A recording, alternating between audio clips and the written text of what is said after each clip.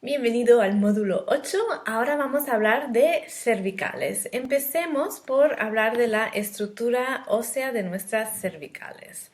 Entonces, las cervicales son 7 vértebras que se cuentan de arriba abajo, es decir, la primera vértebra se llama C1, la segunda C2, etcétera, hasta la C7. Entonces, estas vértebras, al igual que nuestras lumbares, dibujan una forma de lordosis. ¿Vale? Y las lordosis son curvaturas secundarias, curvaturas que se desarrollan fuera del útero. Dentro del útero solo tenemos una curvatura primaria que es la cifosis.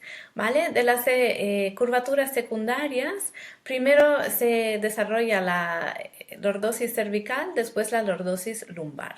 La lordosis cervical se desarrolla mientras el bebé observa los estímulos de luz y escucha sonidos y también al buscar la teta de mamá. Después la curva lumbar se desarrolla cuando el bebé de gatear pasa a estar de pie. Entonces, las cervicales las vamos a dividir en una porción superior y una porción inferior. La porción superior implica el hueso occipital, que es la base del cráneo, y las primeras dos vértebras, que también se llaman atlas y axis, o C1 y C2. Luego la porción inferior de las cervicales son las vértebras C3 a C7, que son más consistentes en su forma. Ahora vamos a ver a qué me refiero. Entonces, las articulaciones entre el occipital y el atlas, es decir, la primera cervical, se llama articulación atlanto-occipital y es la articulación que nos brinda la capacidad de movimiento de hacer sí con la cabeza. Y luego la articulación entre C1 y C2, que se llama articulación atlanto-axial, es la que nos da el movimiento de no. ¿Ok? Vamos a ver por qué.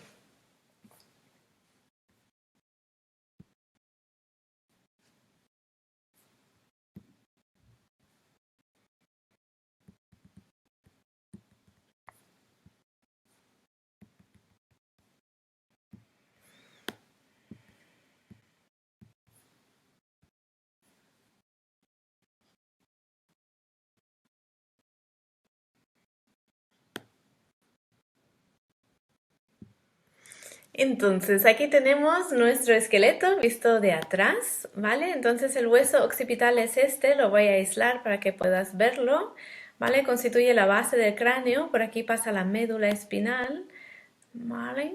Y por aquí abajo es donde se articula con la C1, como tiene una articulación en forma de mecedora, ¿ok? Luego dos cosas a destacar del occipital son estas protuberancias, una y dos.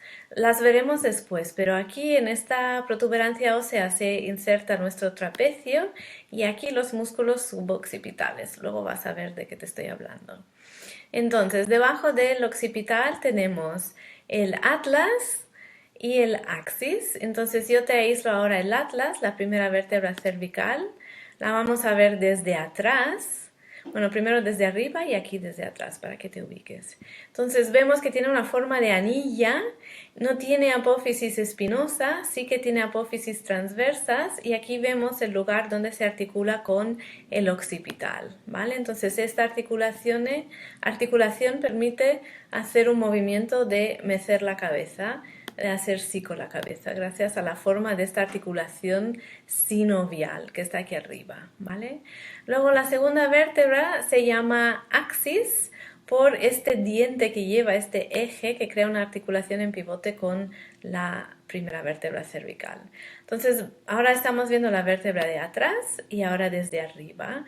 Ya la forma cambia, tenemos una apófisis espinosa, las transversas son peculiares y vemos el diente, la apófisis odontoides, que articula con la primera vértebra y estas otras dos articulaciones interapofisarias que también son articulaciones sinoviales entre la primera y la segunda vértebra, ¿vale?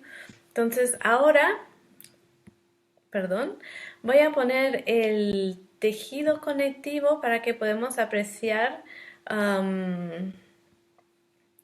las uniones Estoy dando todos los botones. Las uniones de tejido conectivo que sostienen también las articulaciones. Entonces aquí estas bolsas redondas que vemos son las cápsulas sinoviales de las apófisis, perdón, de las articulaciones interapofisarias, ¿vale? Aquí dentro del canal vertebral tenemos varios ligamentos que tapizan el canal vertebral también, que mantienen las vértebras unidas, tapizan el canal vertebral y protegen la médula. ¿Qué más? Esta cosa que seguramente te estará llamando la atención se llama ligamento nucal y es un refuerzo importante que une el occipital con todas las vértebras cervicales, ¿vale? Y es un punto de inserción muscular importante también. Ok, vale, entonces particularidades. Ahora te voy a aislar el atlas y el axis para que puedas ver cómo se relacionan entre sí. Entonces, vistas desde atrás y luego desde arriba, ¿vale? Podemos ver que hay esta apófisis odontoides que se articula con el atlas y es esta articulación en pivote que nos permite hacer no con la cabeza, ¿vale? Volvemos a la presentación. Entonces, las vértebras cervicales también son diferentes de las demás vértebras porque tienen una forma un poco más cuadrada. Las apófisis transversas son más anchas y por lo tanto cambian la manera en la que realizamos el movimiento de inclinación lateral del cuello comparado con las lumbares. Entre las vértebras lumbares hay un disco intervertebral muy grueso que crea espacio entre las vértebras. Las mismas vértebras lumbares también son altas y esto nos permite un buen rango de movimiento en inclinación lateral. No hay ningún tipo de impedimento de ese movimiento. Mientras que en las vértebras cervicales las apófisis transversas hacen de tope y también las articulaciones interapofisarias, el ángulo de esas articulaciones hace así que el movimiento de inclinación lateral no sea un movimiento limpio y perfecto, sino que la inclinación lateral de la cervical va junta con una rotación hacia el lado contrario, ¿vale? Esto a nivel de mecánica cervical, tenerlo en cuenta. Por último, destacar que ese agujerito que hemos visto entre las vértebras, en las apófisis transversas de las vértebras cervicales, son para dar paso a la arteria vertebral que riega el encéfalo. Entonces, a nivel de anatomía, cosas a destacar. La vértebra C2 y la C7 tienen las apófisis espinosas más largas, por lo tanto más fáciles de palpar si quieres palpar tu propio cuello. La C3 tiene la apófisis más corta, la apófisis espinosa más corta para facilitar el movimiento de extensión cervical, ¿vale? Después, las apófisis espinosas de las cervicales, al igual que las lumbares, son casi paralelas al suelo para permitir mucho movimiento en extensión, para no hacer de tope al movimiento de extensión cervical, ¿vale? Entonces, luego también está el ligamento nucal que te he destacado antes, que es una importante estructura de refuerzo de nuestras cervicales, que junta y se une a todas las apófisis espinosas.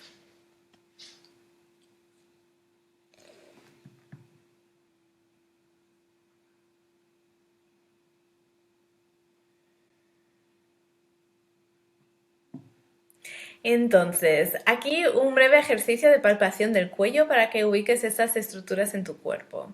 Entonces, lo primero que puedes hacer es palpar el hueso occipital, que está justo si buscas tus orejas y trazas una línea horizontal entre tus orejas, pasando por detrás de tu cráneo, pasas justo por encima del hueso occipital e incluso puede que observes o que puedas palpar. You better stop it. Stop it.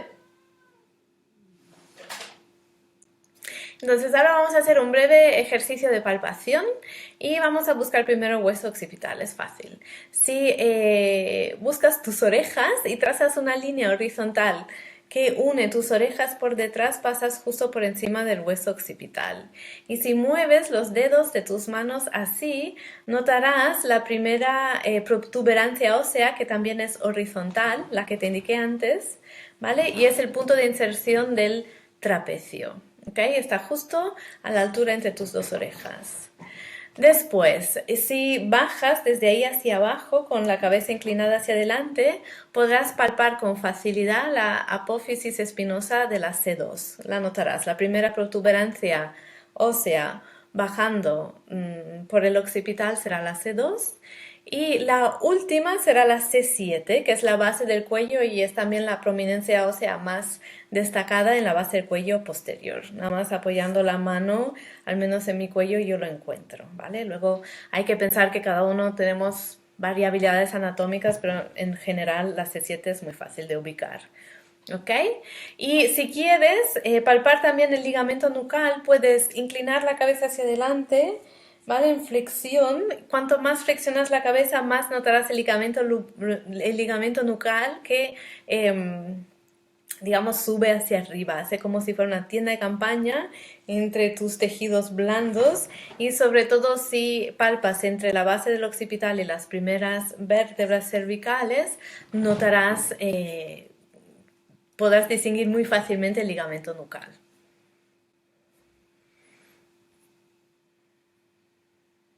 Entonces, ahora vamos a detenernos con los músculos profundos del cuello. Vamos a estudiar los suboccipitales y el músculo largo del cuello. Los músculos suboccipitales son 8 músculos muy chiquititos y profundos, los vemos aquí, que unen el occipital con la primera y la segunda vértebra cervical. Entonces, son importantes porque son músculos que considerados posturales, porque reciben estímulos tanto de la vista como del oído interno para situar la cabeza totalmente equilibrada encima del cuello. ¿Vale? Entonces, estos músculos están constantemente adaptándose a los estímulos para que nuestros ojos estén siempre horizontales en relación al suelo, para que no estemos así con la cabeza, sino que la cabeza se mantenga en equilibrio. La cuestión es que como estos músculos reaccionan al uso que hagamos de los ojos, muchas veces se tensan por nuestros hábitos posturales, nuestros hábitos laborales, etc. Entonces, vamos a ver dónde se encuentran esos músculos.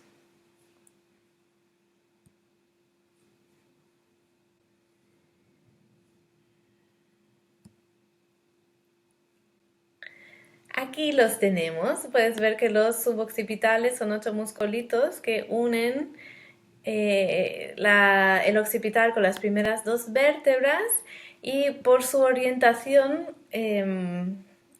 ¿cómo se dicen? Controlan los movimientos muy finos del cuello. No son músculos motores, estos serían los grandes músculos más externos, son músculos proprioceptivos.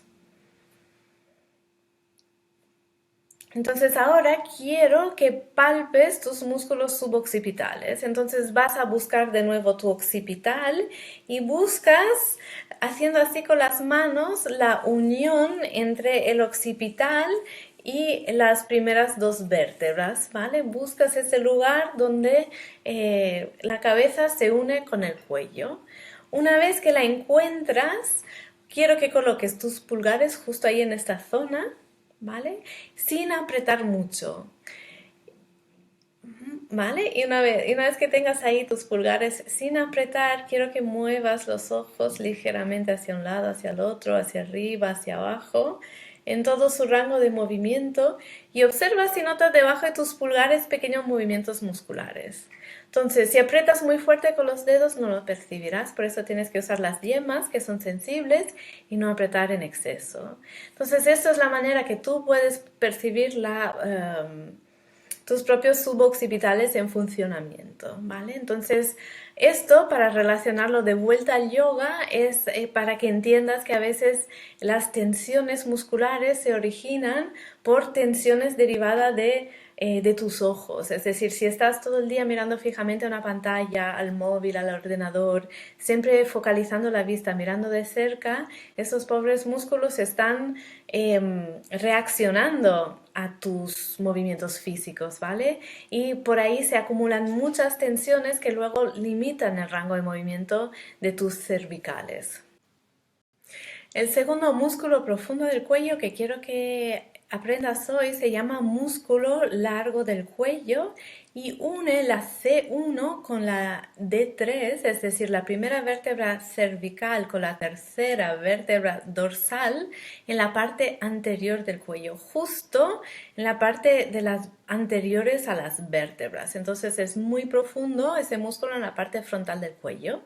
Entonces este músculo tiene una acción muy sutil, es otro músculo postural y ayuda a alinear el cuello. Cuando se contrae, el cuello se alinea mejor sin aplastar las curvas, pero elongándose, ¿vale? Entonces este es un músculo que queremos activar en yoga para mantener nuestro cuello, bueno, para cuidar el cuello, para que esté largo sin aplanar la curvatura cervical, y es también un músculo que, por ejemplo, en posturas invertidas lo usamos cuando apretamos la cabeza contra el suelo ligeramente para de nuevo elongar o alargar el cuello. Entonces, te lo muestro aquí para que lo veas en la aplicación 3D. Aquí detrás tenemos los suboccipitales, aquí delante tenemos el largo del cuello y es un músculo de nuevo postural que también tiene una activación muy fina que podemos percibir cuando tenemos nuestra propiocepción bien agudizada, ¿vale? Entonces, ¿de qué manera podemos percibir el largo del cuello? Ahora te lo digo, pues lo podemos percibir, por ejemplo, una manera que recomienda Blandin en su nuevo libro de anatomía es si empujamos la mano contra la coronilla y al mismo tiempo crecemos la coronilla hacia la mano. De esa manera nuestro cuello se alarga y activamos o contraemos ligeramente el largo del cuello para que mantenga nuestras cervicales alineadas y protegidas. Otra manera de hacer lo mismo es equilibrando un objeto un poco pesado sobre la cabeza. Puedes probar con un tocho de yoga o puedes probar con un saco de arroz, como una bolsita de arroz que pesa bastante el arroz. Te lo pones en la cabeza y caminas por la habitación intentando crecer la coronilla hacia el saco de arroz. Entonces esto te ayuda a mantener las cervicales en elongación sin esta costumbre que tenemos de rectificarlas, llevando el mentón hacia atrás. El mentón se queda libre y nos concienciamos de nuestra coronilla intentando dejar que crezca hacia arriba, ¿vale? Pruébalo y luego cuéntame en los comentarios cómo lo has sentido. Entonces, ya hemos llegado a la pregunta de repaso. En las siguientes lecciones vamos a hablar más sobre el cuello, las patologías, que sé que son las cosas que os preocupan, pero quiero que con esta lección te fijes un poco en la estructura de la anatomía del cuello y en esos músculos profundos que a veces vienen perjudicados por nuestros malos hábitos cotidianos, que son además músculos posturales y que por lo tanto no responden como un bíceps, no son músculos que hay que tonificar ni fortalecer, sino que liberar. Luego hablaremos más sobre ese tema.